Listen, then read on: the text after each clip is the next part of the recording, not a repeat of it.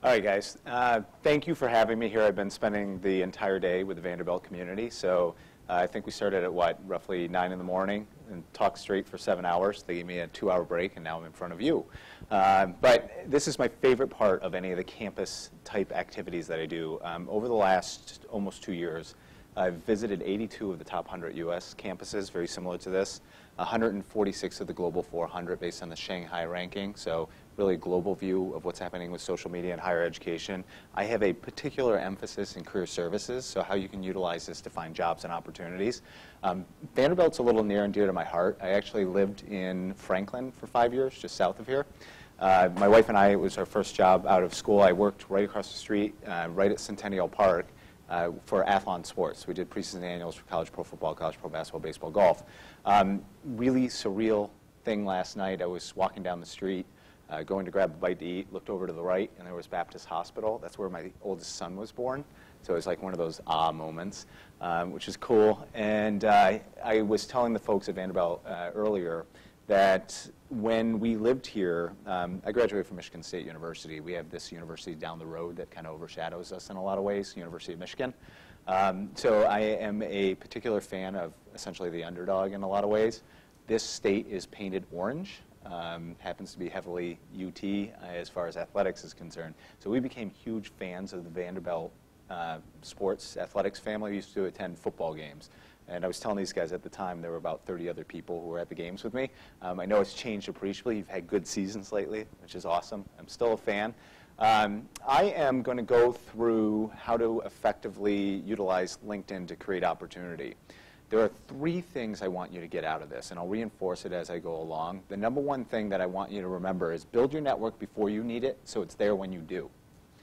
And I'll tell you how to go about that process, but I want you to remember that. Number 2, I want you to remember it's important to build a quality network in LinkedIn, not a quantity network.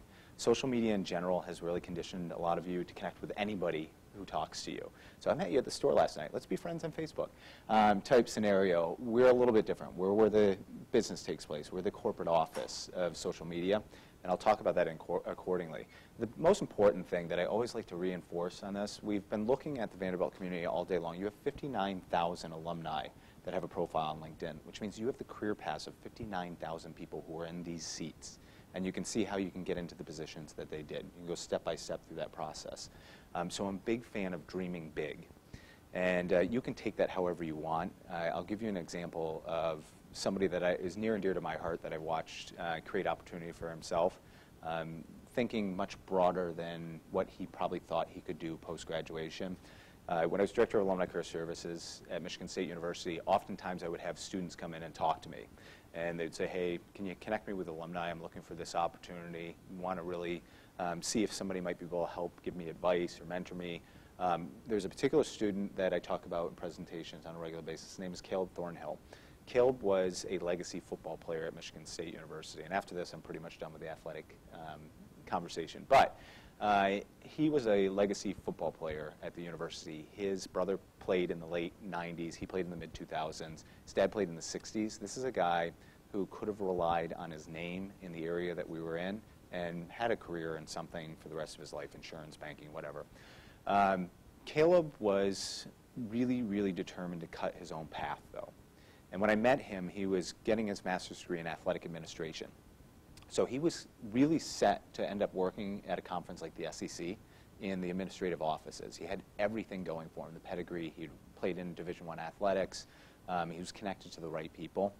But he wasn't sure exactly what he wanted to do yet, and he started showing it up at the career and professional development events that I was doing on campus and around the area that I was at. But the 5th one, I grabbed him. I'm like, Caleb, what are you doing? You got to be sick of hearing me talk. I get sick of hearing me talk. So, and he's like, oh, John, I pick up 1 or 2 things every time you have a, go out and do this professional development information, and I apply them, and it's been working for me. And he said, I'm starting to figure out what I want to do in life. I was wondering if I could come into your office and talk to you a little broader about that. I'm like, absolutely, Caleb. I'd love to talk to you a little bit broader. So 2 weeks later, he knocks on my door, and he comes in, and he says, John, I figured out what I want to do in life. And Caleb's this big hulking guy, and I'm like, all right, Caleb, let's figure out what you want to do. He sits down, and I sit down across from him, and he goes, I want to be a player development coach in the NFL, National Football League. And I went, oh no. there are only 32 of those positions. They turn like once every 4 years. It would be easier to get him into investment banking in New York than it would be the NFL. But I'm like, all right, let's see what we can do, Caleb. And so we started going through our networks on LinkedIn. And it just so happened one of us had the player development coach of the Detroit Lions in our network.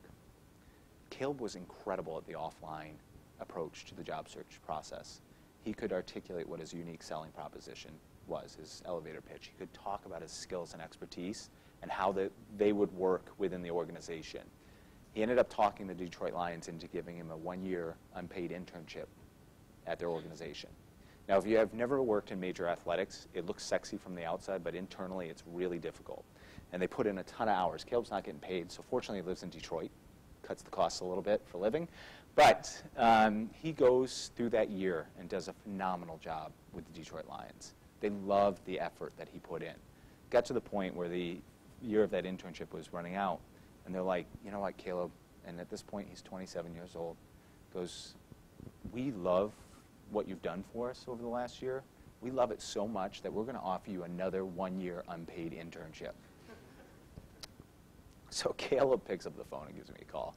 It's like, John, I don't know if I can continue to do this. I don't know if I can continue to follow my dream. I will tell you this. Serendipity has a way of working in and creating opportunities for people who create opportunities for themselves. Miami Dolphins fire their player development coach. Those coaches are friends with the Detroit Lions. Pick up the phone and give them a call. Say, hey, do you know anybody who might be interested in this job? His coach, the guy he's working for at the Detroit Lions, gives him a call and says, Caleb, there's an opportunity in Miami. Caleb jumps in the car in Detroit, drives 24 hours straight down to Miami, buys a suit along the way. He's Googling the coaches, camps out in front of the player facility in Miami. As the coaches come out, each one, he positions himself as the right person for that job. 2 weeks later, he's named the youngest player development coach in the NFL. Huge opportunity, and I'm also a big believer, give to your network, no expectation of receiving. I really conditioned Caleb in that. He ended up starting a nonprofit called 4th and 1, helping inner city kids, 15 and 16-year-olds, who wouldn't have the opportunity to get into college, bringing them to college campuses, specifically looking at football players, bringing them to college campuses, bringing the NFL resources in, teaching them about mind, body, and spirit, how to be better human beings. He sets up the first camp for this, and the first speaker that he has talking to 15 and 16-year-olds is me about LinkedIn. They can't get on it until they're 18. That's our terms of service. We're 18 plus, but he wanted them to dream big. He wanted to bring this full circle. So I ask you to keep an open mind as we walk through this. See what's available here. See how you can utilize this information to help you out long term. And I'll start by jumping in real quick and showing you how I started utilizing LinkedIn. So if I pop in here, put in my password. Anybody else have 8 black dots? Dim the lights. Do we have that ability? So if I pop on here, you'll start to see my LinkedIn homepage. And I'm going to focus on 4 main areas as we go through this. People, jobs, companies, and groups. People is where I can slice and dice the 200 million users that are on LinkedIn by a number of ways. So I can do it by vertical, by discipline, by job type, by company, by geography, by connectivity. Take this mass of people into a small subset of people.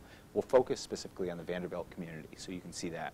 I will say, as an aside, we have 200 million users. 61% are outside the U.S., so truly a global platform to connect through. Secondarily, I'll go into jobs. We've been relatively transformational in the job search process. You can now see the relationships you have that emanate out of Vanderbilt or your network that are attached to companies. We have information on 2.9 million companies globally. We'll go into groups. So we have about 1.6 million groups. I'm going to focus on 2 primary ones. Vanderbilt, so the alumni groups that you have, and industry groups, so the industry you want to go into. And I'm going to use you guys as the example, so there'll be interactive portions of this. Make sure you actually give me some information to use. But I'll start with how I started utilizing LinkedIn, which was as a virtual Rolodex. So it was a way to manage my relationships, my connections within this space. It's going to look a little different to you guys because they're testing something on me right now. But you can see on the left-hand side, I've got 4,700 connections on LinkedIn. What I love about this is as people update their information on the profiles, I don't have to go into, say, Excel or any other of my management tools, erase information, put new information in. It dynamically updates here. So I don't have to manage that. And it allows me to find my contacts relatively quickly. And I've got a personal favorite, a person that I pick on quite a bit. His name is Brent Grinna. Brent is a serial entrepreneur. He starts a company like every 6 days. This is one of those people that you love to connect with. And his backstory is awesome. His family owned a pig farm in Iowa. He ended up playing high school football, was a relatively good football player. His parents didn't attend college. So the Ivies come calling and saying, well, you've got pretty good grades, and you're a pretty good football player. And Brent's like, what are the Ivies? And he ended up on Brown's campus, and they offered him the opportunity to play football there, get an education. He used that education to start breaking into consulting. A couple years into that, realized he wanted to start his own company. Ended up going through Harvard, got his MBA through HBS, and now has a company called EverTrue that's starting to blow up. He just got $5.1 million in funding. This is an Iowa pig farmer that was able to do this. And a lot of hard work that was involved in that. Now, his profile, as we go down, I'll describe where there's importance to glean information off this to help yourselves. One of the things you guys will notice is the profile's changed quite a bit in the last 4 to 5 months. We call this Profile 2.0.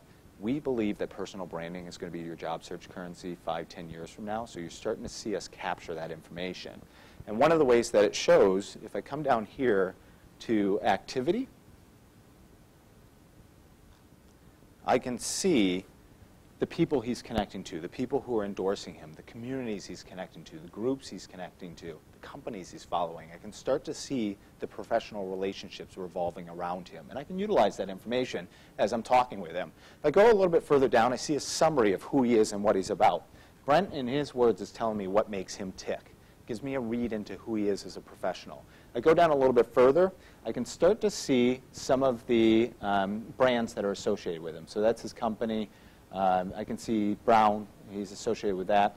I can see how he went from Brown, became an analyst, moved all the way up to start his own company. I can see from the classroom to the C-suite the pathway I could follow to emulate somebody like Brent.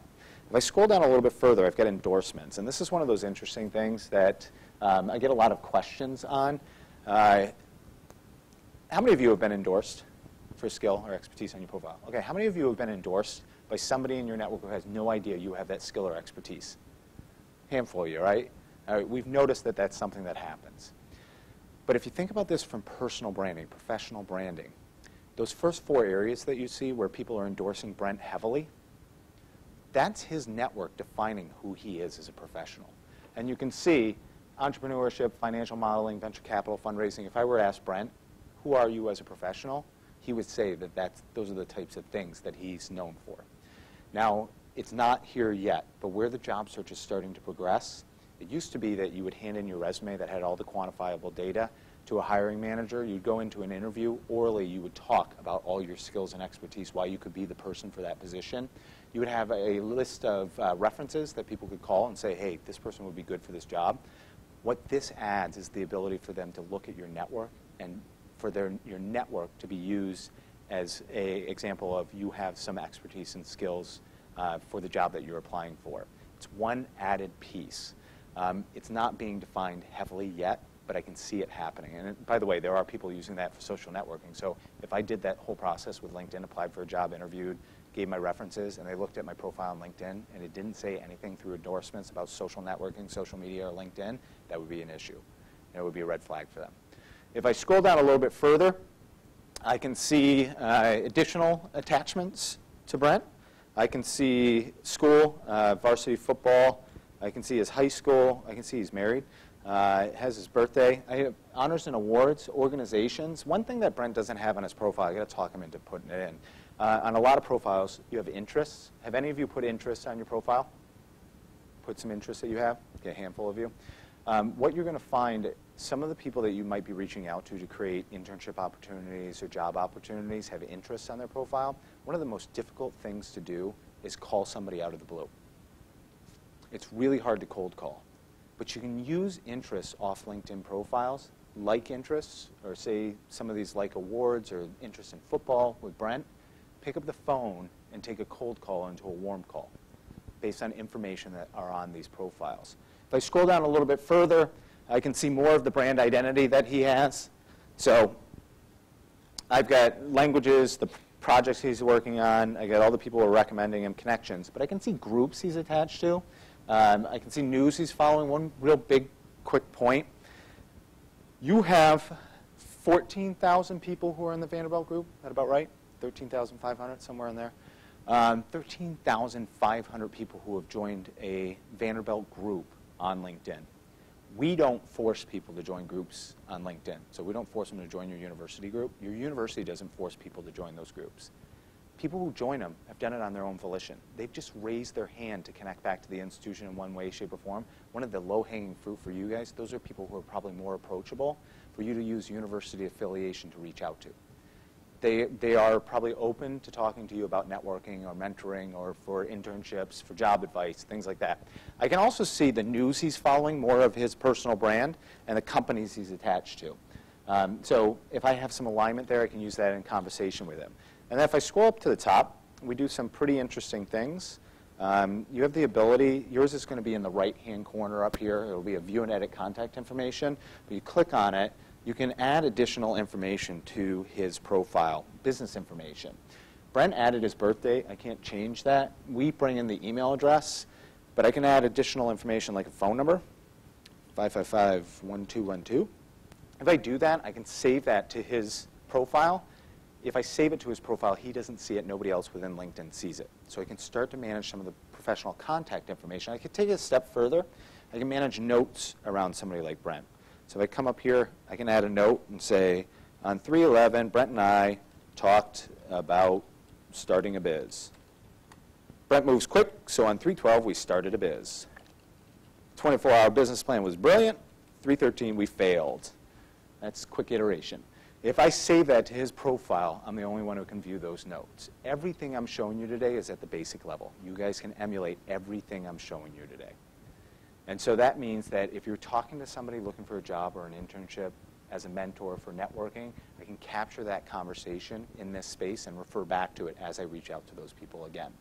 Now, where LinkedIn works, this is the beauty of it, is it showcases your relational map. It visualizes your relational map. So say you and I are not connected on LinkedIn. We're not, right? So say you're connected to him and he's connected to her. Once you and I connect, you become a first-level connection. You become a connection of a connection, second-level connection. You become a connection of a connection of a connection, third-level connection. You and I join a group together, we can see everybody in the group, my relational map. It's pretty amazing to watch at play. Now, it goes back to what I said earlier, the quality relational map as opposed to the quantity relational map. It's important that I build this network on 4 major affiliations. If I do this, I will be able to access the people beyond that first-level connection more effectively. Number 1 affiliation you guys can start to build a quality network off of are friends and family. The problem with friends and family is a lot of times they're not aligned with what you want to get into or their networks aren't big enough to help you out. So the second affiliation, which you all share in this room, is university affiliation. Vanderbilt helping Vanderbilt, Commodore helping Commodore. All right, third affiliation is shared work experience. How many of you have interned? How many of you have worked a job at some point? Those are all environments that you can connect with those people. Some of the people you worked with have spun out into other companies. So it's spiders. I worked at a company called Gannett. If somebody from Gannett were to pick up the phone and give me a call, I'm likely to take that call. Fourth affiliation is volunteerism, board work, committee work, causes. How many of you are in student groups? All right. How many of those student groups are national or international? That's a network you can tap into. Any of you ever been a resident hall assistant? RA? All right. Bless you. You've heard of CATS. If you run into an RA in another place, like somebody who was an RA at Northwestern, in an airport, you will have a great conversation because you know what each other went through, that experience. So you can use that to build a network off of. What's your name? Yeah. Alex? Everybody give Alex a round of applause. That was like golf clap. All right, we're going to do better in the next time. So Alex, you're very important. You and I built a relationship because we both went to Vanderbilt, hung out together, studied together, helped each other out, helped each other get a job, whatever. We've stayed in contact, all right? What's your name? Rob. Rob? Everybody give Rob a round of applause. So that's much better. Now you feel good, right? You can leave. So anyway, so Rob is a connection of a connection. Rob is actually the most valuable person in the room right now. He's considered what is called a weak tie. If you think about it, and you guys know this intuitively, it's not necessarily who you directly know, it's who they know that can create the opportunity for you. And we actually show the amplification of that. So if I have 100 Alex, I've got 10,000 Robs in my network, first, second level connection.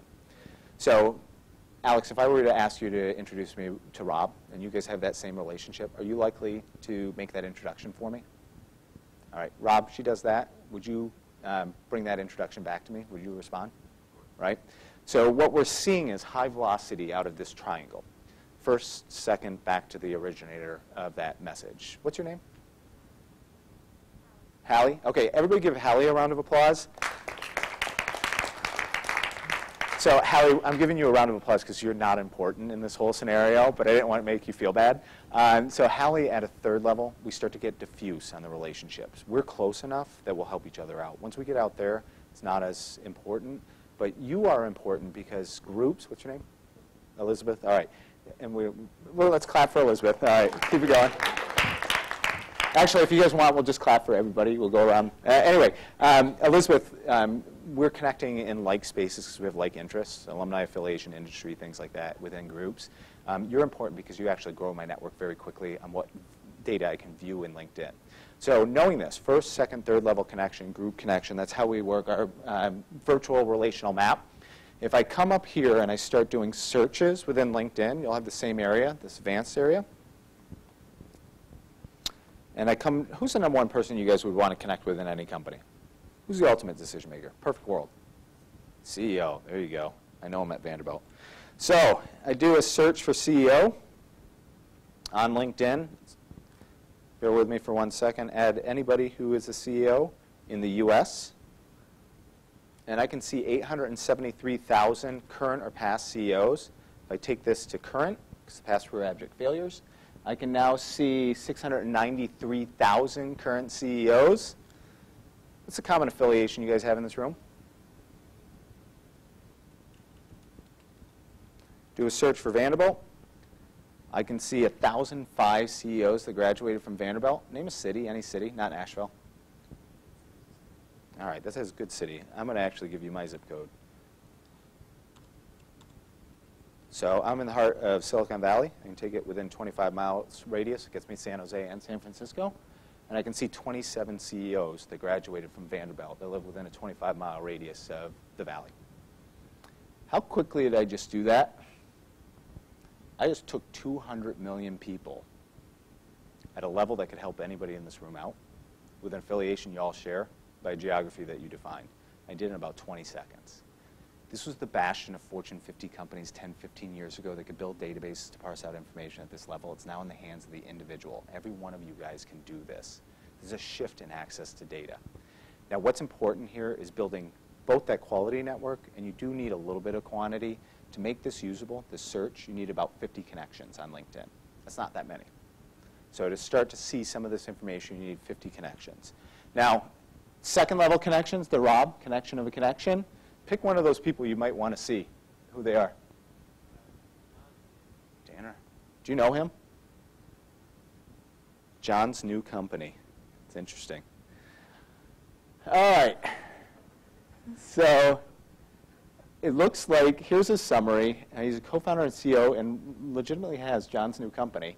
Building an online learning platform to make personalized learning easy to manage for teachers. That's actually really cool. I can see how he got into this track. So he was teaching for a while, attached to some associations. I can see how he went from the classroom. He was actually an engineer. He's got a varied background. That's cool. I can look at skills and expertise. You can see he's related to entrepreneurship, strategic planning, and educational leadership, which means he's probably a pretty good mix for the company that he's crafting right now. Honors and awards, I can see that he's pretty well honored. Oh, he's a Stanford guy. But he's also a Vanderbilt guy. So one brand outweighs the other right now. I scroll down a little bit further. I can see his connections. I can see groups he's attached to.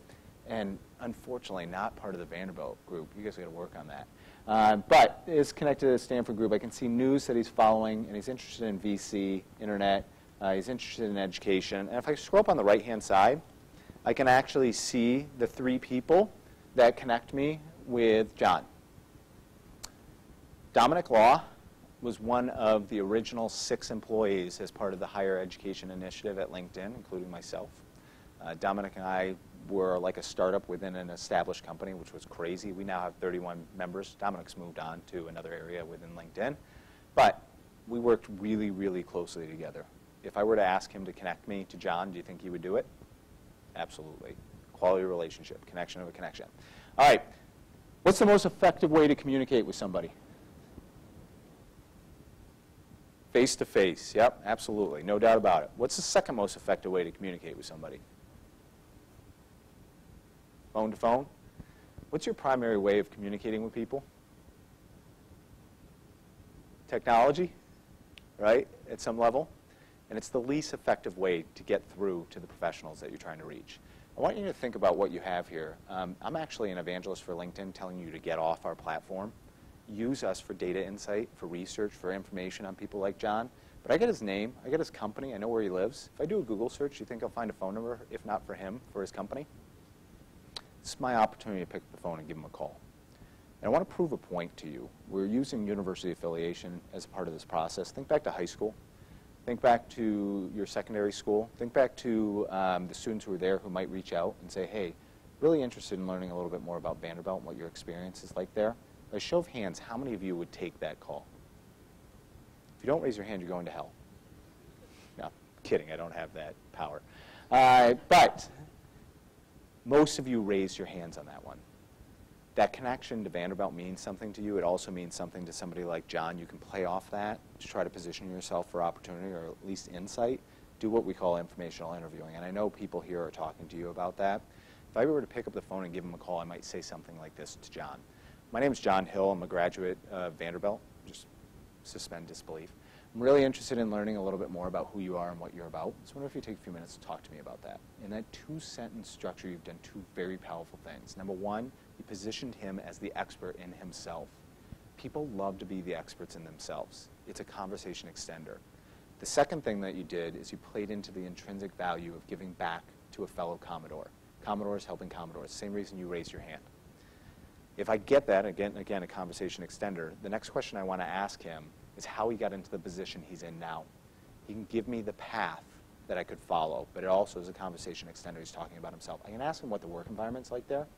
He can allow me to try on the suit of what it would be like to work there without actually going through the interview process. I could ask him what type of opportunities become available. He could tap me into hidden jobs that I might not know exist. But most importantly, I can get my resume and my LinkedIn profile in his hands. If I do that, there are 4 things he can do with it. Number 1, absolutely nothing. Does that harm you at all? No. Number 2, he can share it with his network. Who are people like John networked with? Other CEOs. Number 3, he's in a meeting. Somebody says, we've got an opportunity opening up for an entry-level position. Hey, I just talked to somebody from Vanderbilt. I think that'd be great for you. You just tapped into the hidden job market. Number 4, he takes it down to HR. You become an internal referral. What do you think that does for your chances of getting an interview? Go way up. So you're getting a walkthrough about how this data can be utilized, how you can start to walk through information on LinkedIn. We actually developed a tool that makes this much more readily available. We know that this walkthrough is kind of complicated. Generally what I tell audiences is what you'll remember after this when you go home, hang out, eat some late night dinner, is the fast-talking guy in a hoodie and a sweater vest. You won't necessarily remember all this walkthrough. So we developed a tool that we call Alumni. Have any of you accessed it before? Alumni shows alumni of an institution by where they live, where they work, and what they do.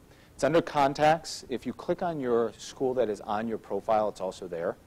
So if I come up here, the university I went to, Michigan State University, I select that.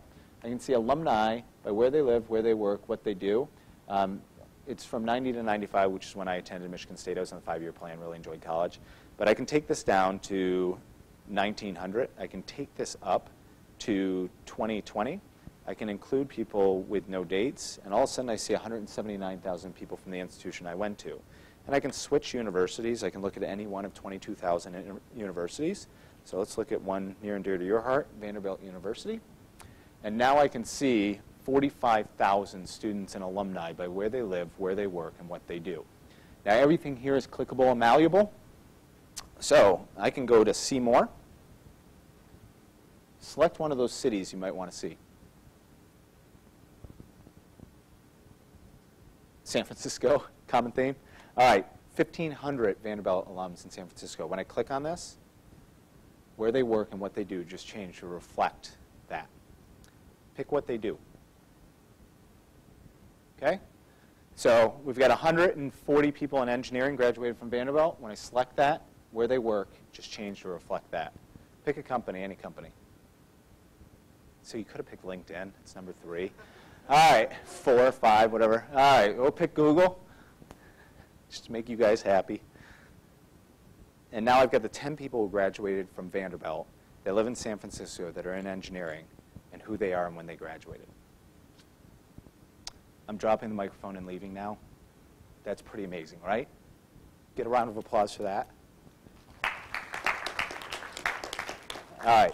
So the cool thing about this is now you have a directory where you can dig down through professional information to find the people who are in the companies, in the industries that you want to get into.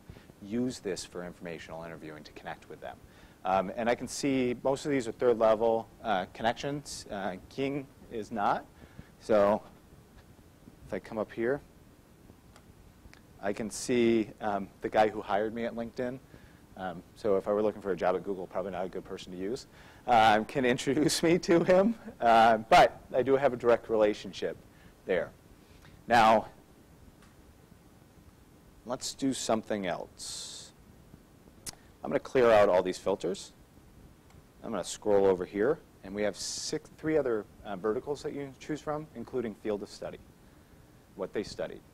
How many of you are in one of those categories up there? Studying that? Name one of the categories. Engineering? Okay, who are my engineering people? Raise your hand. How many of you don't know what you want to do post-graduation? Keep your hand up. All right, cool. So, not that that's cool, but whatever. You get what it works for this. So, 5,300 people who graduated in engineering from Vanderbilt.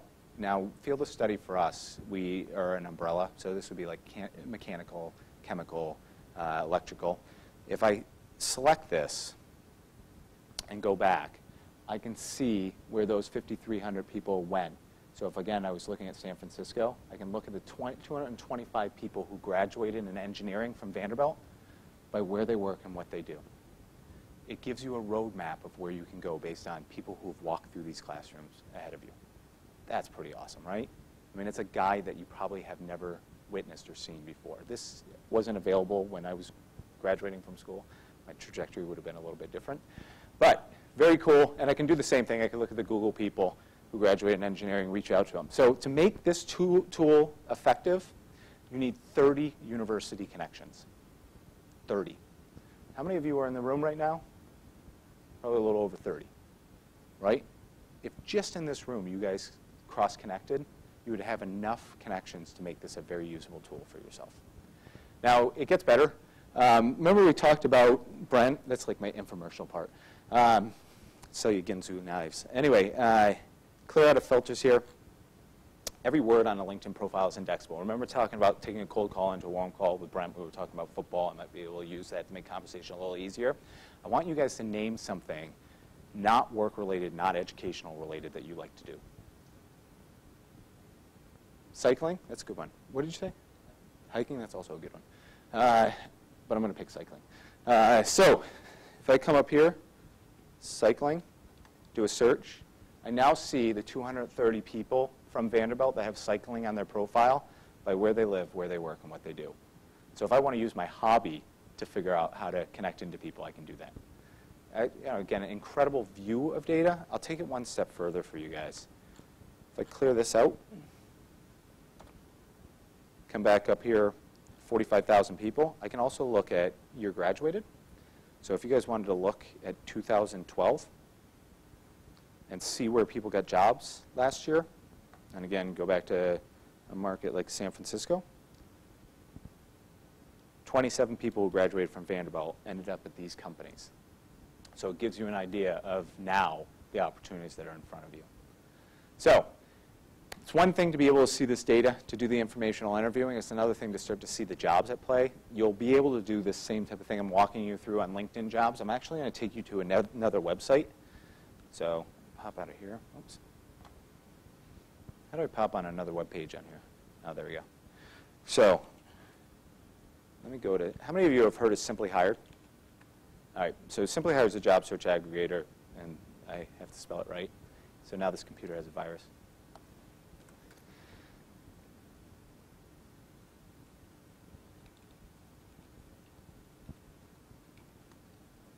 There we go. So name another market, not San Francisco or Nashville, that you might want to get a job in. Houston, okay. So if I go up to location, it scrapes off jobs from all public sector, private sector, nonprofit, academic websites, puts them all in one place. It's just a job aggregator similar to Indeed. If I select Houston, look for all jobs, I can see there are 146,000 jobs available in Houston right now. What do you want to do? Education? Let's just use that as a keyword. We'll keep it broad right now. Education. 49,000 jobs that have education as part of their title, and I'm sure we can get much more specific than that. How many of you guys have heard of an API before? It's connective tissue between databases. So essentially the best way to visualize this for you guys, if you visited CNN, MSNBC, ESPN, Huffington Post, you see that friends of yours on Facebook like the same articles that you're reading. That's an API. It's essentially mashing two databases together. Socialization of the web in that case. And you can do that same thing here as part of the job search process. So if I select this on LinkedIn, come up here, put my 8 black dots password, I can now see the relationships I have on LinkedIn that relate to the jobs that are listed here. So for instance, I can tell you Jen Rutt worked at the Council for Advancement and Support of Education. It's one of the associations I do a lot of close work with. They work with alumni and advancement people in higher education. She just left a job to a startup company. We've counseled, talked to each other about what it's like to transition into tech companies out of higher education. If I were to pick up the phone and give her a call and ask her to introduce me to the person that works at this company that is listing a job, you think she'd do it? Yeah. And I want to take you kind of full circle on where the job search process has gone. By the way, you can do this through LinkedIn Jobs. You can identify the jobs that you're interested in. You can attach your social network through LinkedIn to those jobs. Play off the best affiliation, best relationship like Alex, and do informational interviewing. Get your resume, your LinkedIn profile in their hands. They take it down to HR. You become an internal applicant. You become an internal applicant, and it increases the chances that HR is going to give you a call for an interview. Last year, the number was 85% of Fortune 500 companies were utilizing social media as part of the vetting process. That has increased quite a bit since then, which means that they have accounts on social media. I find out the name of the person interviewing me. I look at their profile on LinkedIn, and for the first time in history, I have the resume of the person interviewing me. I can look at the interests, the skills, the summary that they have on their profile. I can look at all that information, utilize that. It's perfectly legal. I checked. That is crazy as far as the job search is concerned. Now, you need nuance with information that you utilize off social media. So you don't want to go into an interview process and I'm interviewing with somebody and say, hey, I noticed you live at 414 West Geneva Drive, because that's just creepy and you won't get hired. But if you think about the two key components once you get into the interview process, you need to overcome thresholds of workability and likability. They need to know, can you work in the environment? Do you have the skills to do it? And do we like you? Part of likability is connecting like interests in the interview process. If I look at the profile of the person who's interviewing me, I see their interests, I have those interests, I can use that during the interview process. And it's very powerful. So it's a way to kind of socialize your job search process now. Now, before I do any of this, what am I going to do with the companies that I'm interested in looking at? Research, right? And look at the companies first. So if I come up here, name a company that you're interested in.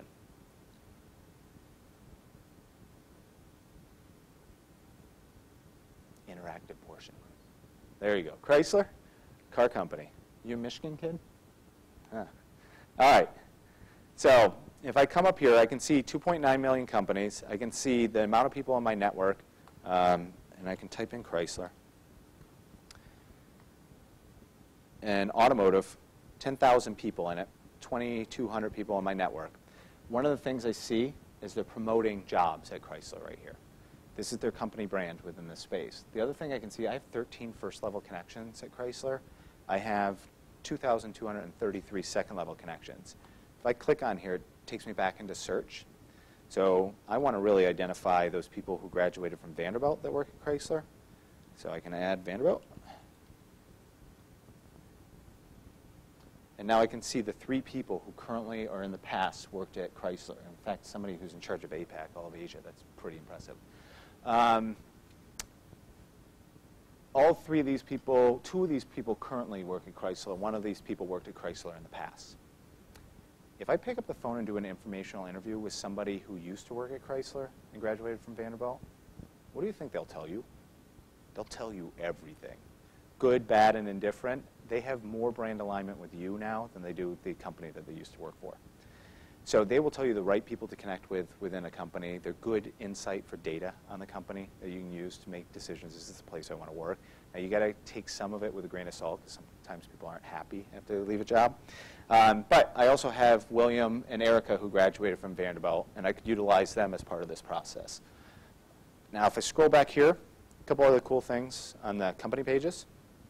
If I scroll down, I can see, based on users clicking on the company pages within our system, the 6 companies that are most similar to Chrysler based on our users. So it's essentially a snapshot of competitive analysis, the companies that I also have to research that are against Chrysler. If I go into more insights, some really cool stuff here.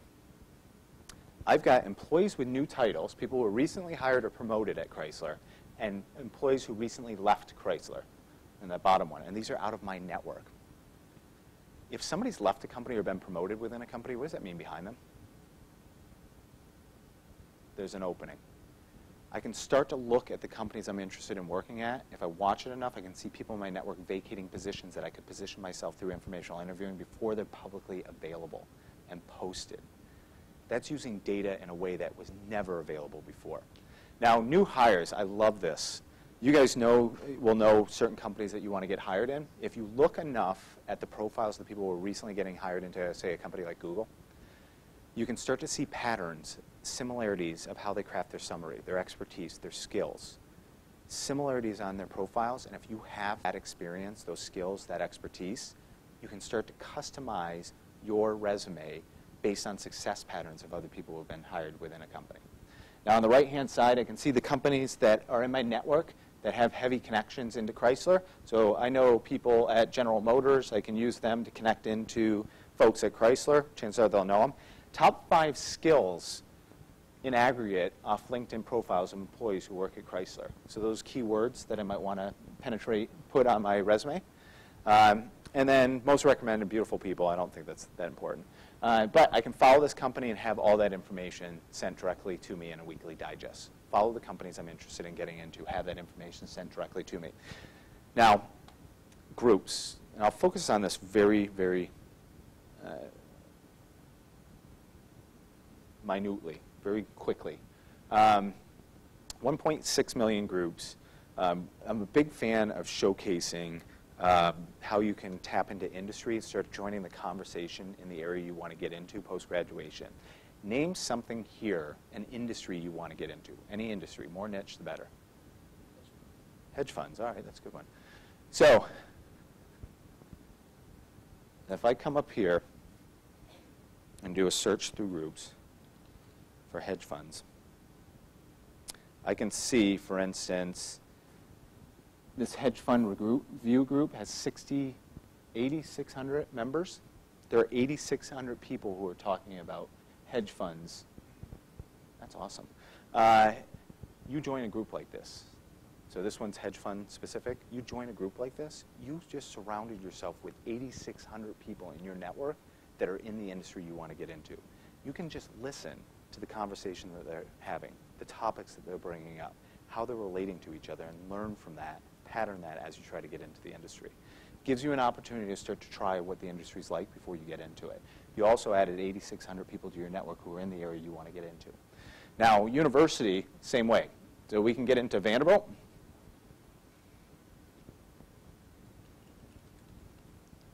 And I can see, for instance, the 13,000 people who are associated with the Vanderbilt group. I joined this. I've got that university affiliation. I will give you a word of advice here. You should not ask directly for a job for people that you're networking with, unless you really, really know them. Alex is like my best friend ever, then I might ask her for a job. The problem with asking people directly for a job, for a lot of people it's a very weighty thing to try to help you with. It creates paralysis. They don't do anything. You both end up upset at each other.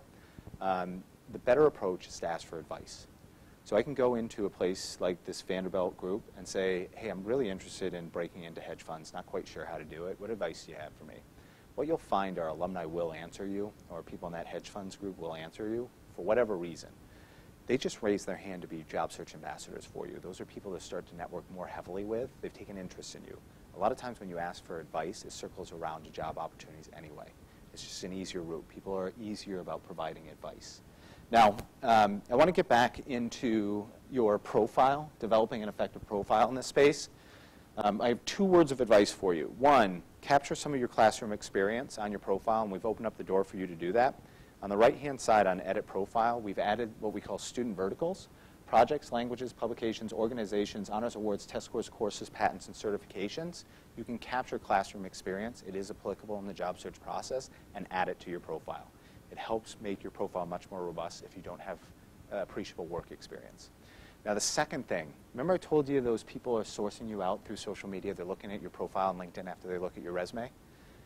I see a lot of students take their resume and verbatim put it on their profile on LinkedIn. If you do that, you're missing out on an opportunity to second sell yourself. Think about the resume. It's laser specific, customized to that company. Think of us as like the cover letter, a general list of who you are as a professional. Highlight the things that you want to be as a professional in this space. Let them know a deeper glimpse in who you are and what you're about. It's not a piece of paper with numbers. You know, show the kind of the human capacity to who you are in this space. How many of you have looked at who's viewed your profile? All right, it's like the most voyeuristic thing on LinkedIn. I look at it every 5 minutes. I was peeking at it while I was talking to you guys. So I come up here. I go down here, who's viewed my profile. And I can see a whole host of people have looked at my profile lately, including some folks at Vanderbilt. Let's say that I interviewed for a job at Vanderbilt last week. And today I see somebody at Vanderbilt looked at my profile. What does that tell you? They're interested. They wouldn't look otherwise. It's not an absolute. Not everybody's going to look at your profile. Some turn it off so you can't see it. But for the first time, you have a gauge of potential interest in you as a candidate. And you know, it's a free tool to operate and utilize. So pretty cool. One last thing that I'll share with you guys. We're noticing a trend within tech companies and engineering specifically. How many of you guys want to get into those 2 fields? More and more companies are incentivizing their employees to bring new talent in. So for instance, from time to time I get offered $10,000 to bring in a new engineer, specific areas, into LinkedIn. That's a pretty weighty incentive. It's like a small Yugo or something like that, buy a car. Anyway, if I'm getting incentivized that way, where do you think I'm posting that information? Social networks, right? Updates. Anybody looking for a job at LinkedIn? I've got an opportunity. Work through me because I want you to get paid. So anyway, we have the opportunity for you to search updates and start to see those types of opportunities. So you'll have a drop down right here, but if I come up here into updates, I can see all the updates from people within LinkedIn in my network recently, 63,000 of them. And say that we're interested, name another company, not Google, not Chrysler. Pfizer? Okay. So say I was interested in Pfizer. Whoops, I spelled it wrong, didn't I?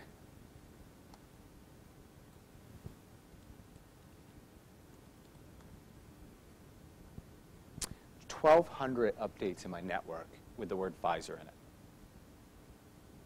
If I watch this enough, especially with those companies that are incentivizing employees, I can start to see people in my network who are saying there are jobs in this company that I can help you with. I get incented if you get hired. So I'm going to be mobilized to help you out. Now, a lot of those jobs are also not appearing in other areas. So the companies have realized that peer influence, if I can be successful in a company, the people around me can be successful in that company, is almost as powerful or more powerful than any other route for sourcing talent. So this is a way to start to listen in social media, see opportunity. You can also do this on Twitter. How many of you guys are on Twitter? So I'm at LinkedIn John on Twitter. If you're not on Twitter, if you go to search.twitter.com, you can search Twitter even if you don't have an account and start to listen in to what is being said around companies. And I would condition you guys to do that. I would tell you to do that. But the second thing is, if I watch this enough, I can start to see the narrative around the company, conversation that's happening, so keep up to date on what information is around it.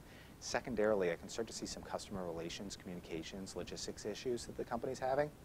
If I see those patterns, I can go in the interview process telling the company, listen, I've been watching the social sphere, and I see some concerns by people as they're posting information. You come into solutions with problems that a lot of times companies don't even realize they have. What do you think that does for your chances for getting through an interview process? It goes way up. You become a solution provider, that's a big deal. So I will wrap it up because we're right at 7 o'clock, and I will take some questions if you guys have them right after this. But I go back to what I was saying before. This is a directory of dreams. This is an opportunity for you to leverage some of the relationships, the association with the Vanderbilt brand to create opportunities for yourselves. I wish you guys all the luck in the world. Thank you for giving me the time to talk with you, and good luck.